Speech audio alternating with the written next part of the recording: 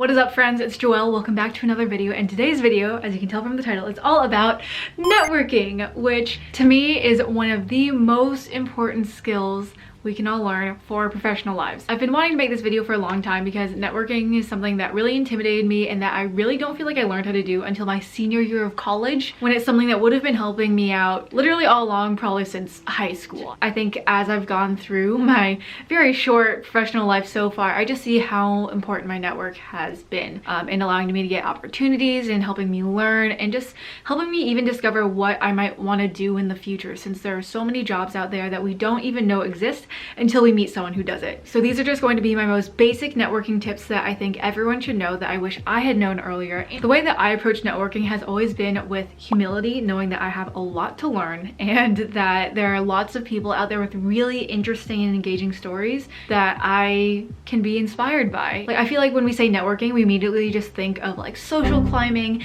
and nepotism and trying to take advantage of people, but when really your ability to make networking more authentic or more snaky is within your own hands. So let's break down what I'm even talking about when I say networking. Really, I just mean connecting with people in the professional world who you take an interest in, whether it's because of what they do or the industry they're in. So let's start with where you meet people, especially now that things are virtual. So the biggest things you want to look for right now are people's emails. My biggest recommendation is, if you're in high school or college, look at lists of alumni who went to your school who are doing things that you might be interested in. LinkedIn is an awesome resource. It's basically like professional Instagram. Lastly, a great place to meet people is through virtual events. So that actually leads into our super exciting sponsor of today's video. I can't believe I'm a YouTuber saying that this video is sponsored. I'm super excited to share about this awesome summer program for high school students around the world called Summer STEM Institute. It's a virtual 6-week program consisting of research and data science boot camp, a masterclass lecture series, mentored research projects, and even some company-sponsored career development challenges. And the topics range from things like economics to biology, and you'll be taught from students and grads of top universities such as Stanford, Harvard, and even Forbes 30 under 30 recipients, which I think is so cool. So I just wanted to share this program with you guys because I thought it was a really cool way for people to get early access into learning from professionals in STEM, as well as getting hands-on experience that is normally really hard to come by for high school students. So if you or anyone you know might be interested in this program, the application deadline is April 15th, and you can learn all about the rest of the program through the link in my description. Something I really love about this program is that they really believe in accessible education, so they offer really flexible financial aid, and I just want to encourage anyone from all over the world to apply for this program if you're interested, especially if you don't normally see people who look like you in STEM. I think it's really important to break these barriers and take advantage of meeting professionals to allow people from more diverse backgrounds to succeed in these different areas. But anyways, going back to other virtual events that have happened during quarantine that I've been able to meet other professionals have been through panels and little talks hosted by either colleges or companies themselves that are reaching out to recent grads or current students. After you've connected with someone, you've gotten someone's email, what do you do with it? That is where we welcome in the wonderful email format for a cold email that you want to send someone who you would like to connect with to ultimately get an informational meeting with. This can literally happen over email, LinkedIn, even DM, depending on your industry, but the format is always kind of the same. Typically at this stage, I'm assuming y'all are not explicitly looking for a job, you're just getting information, trying to learn from someone that may later lead to a job or internship opportunity. So for now, we're just going to start with the basic format for getting an informational call to be able to sit down and have a 20-minute conversation with someone. These are obviously just going to be tips and formats that have worked for me in my professional experience, but I know people may have a variety of opinions, so feel free to leave those in the comments down below. But my standard format has been,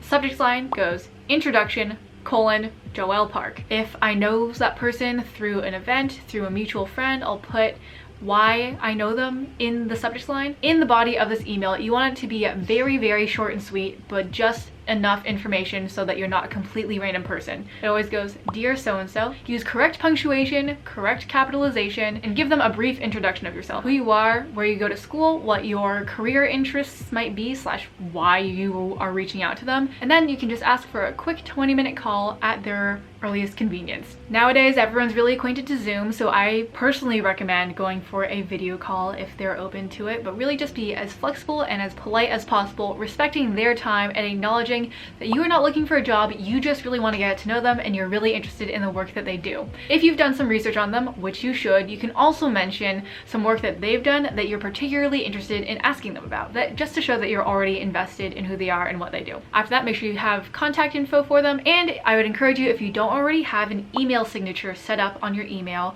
to add that where it has your name, your school and grad year, maybe your phone number, and a personal website or other ways to get in contact with you. After you've proofread and sent that email, it is all up to them to respond. And this is where it can get kind of tricky, because oftentimes if you're reaching out to someone who you've never spoken to in person before, they may not get back to you. They might have a billion other better things to do than talk to a random student, and that is totally okay. You should not take it personally if they don't get back to you. It could be that they're just very busy, they glossed over your email and it totally slipped their mind. So if you don't hear back from them after maybe a week or so, then follow up on that same email thread and just say, hi so-and-so, I just wanted to follow up in case my previous email got lost in the mix. Quick brief introduction. Again, I would love to chat with you for 20 minutes. If you have the time, please just let me know, etc., etc. My personal rule of thumb is that I will follow up with someone max twice after the initial email, and if they don't respond to 3 emails spread out over a month or so,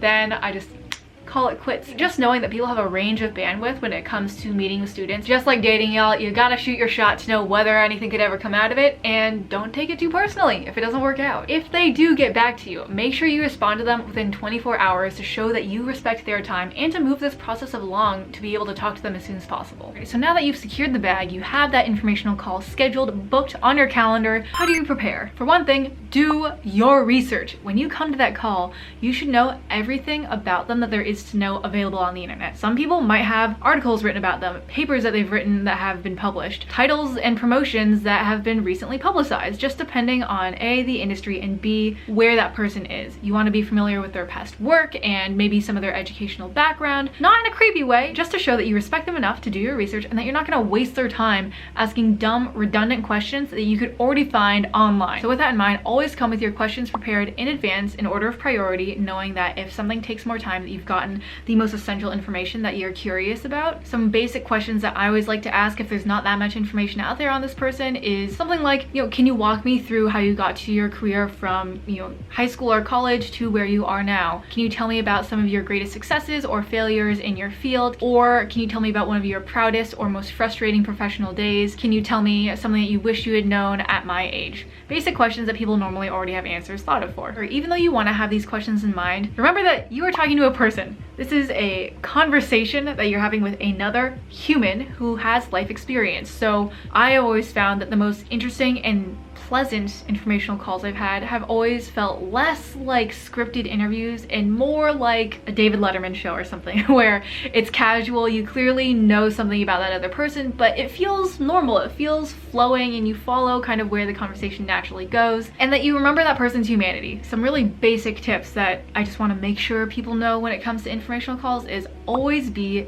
early, if not on time. I know most things are virtual, so call on the dot, and if you're meeting in person, arrive 10 to 15 minutes early. If you don't know this person very well, make sure at the beginning to remind them of a quick rundown of who you are, why you reached out to them, and what you're doing there, because you really can't expect a professional to have done research on you as you did on them. Always take notes on your informational calls. At the beginning, you can ask, is it all right if I take notes on things you say, just as a matter of respect, and so they know if you're looking away from the camera or whatever it is, it's not because you're distracted, it's because you were so intently trying to hold on to every piece of information that they're giving you. Make sure you respect the timeline that you previously agreed upon. If you said 20 minutes, try to keep it in 20 minutes unless they say it's okay to go over. Additionally, at the end of every single informational call, it's always helpful to ask, what's the best way to keep in touch with you, whether it's connecting on LinkedIn or just checking in over email every now and then. And depending on how comfortable you feel after how well this call went, you can ask them if they have any friends that they recommend that you get in touch with. This is particularly helpful if you already have a bit of an idea of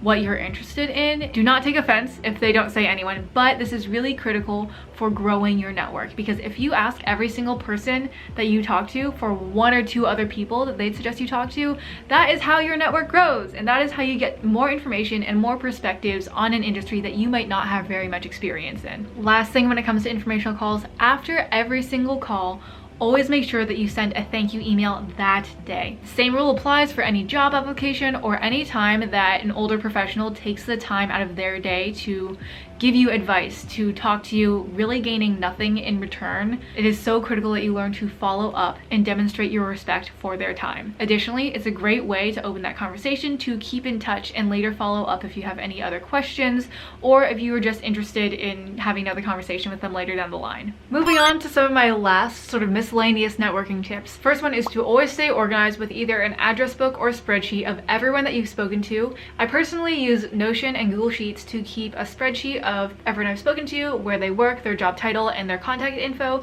and Notion to keep track of all the notes from my informational calls. I asked some of my working and recently graduated friends if they had any tips for y'all, and some of the things that they decided to add were to share and emphasize if you have something in common with that person, try to establish that human connection earlier on. Another one is on following up, staying in everyone's DMs, literally and figuratively. In some industries, yes, staying in people's DMs is a great way to remind them that you're there. Otherwise, through email or LinkedIn, just every now and then setting periodical check-ins with someone that you're interested in developing a longer-term relationship with. You can send updates on your career or schooling, or even ask them for advice if you have that kind of relationship on career moves that you might be making. Another one of my friends suggests to always try to meet someone in person when you can. This obviously doesn't apply to now, but assuming we all get nice and vaccinated in the future, face-to-face interactions give you the best opportunity to genuinely connect with someone and to stay memorable. Lastly, this should go without saying, but when you are in a Zoom meeting, dress professionally, at least from the waist up, and make sure that you do not have a very distracting background, because your space does reflect a bit about who you are. Overall, I hope you guys just remember that networking can actually be a really wonderful, pleasant way to connect with people and to just learn more about the world. And I think it'd be really awesome if the mentality surrounding networking moved more away from personal gain and towards establishing genuine human connection with people who share similar passions or interests. Later on down the line, when we're all professionals and maybe we'll have something to contribute as we're networking, it'll be more of a mutual connection. But I know that when we're young, in high school or college or whatever, just starting out, you really just have a lot to learn, and humility is always the key for making a good impression with someone. Again, I know I'm not a professional, but these are just things that I've tried to keep in mind and that I wish I had known earlier on in my high school and college career. So hope this will help you out. I hope you can send it to anyone who you know will find it helpful. Again, shout out to Summer STEM Institute. If you want to apply, links down below. Take advantage of that financial aid and get your coin. Thank you all so much for watching. Love you. Jesus loves you. And I'll see you in the next one. Peace.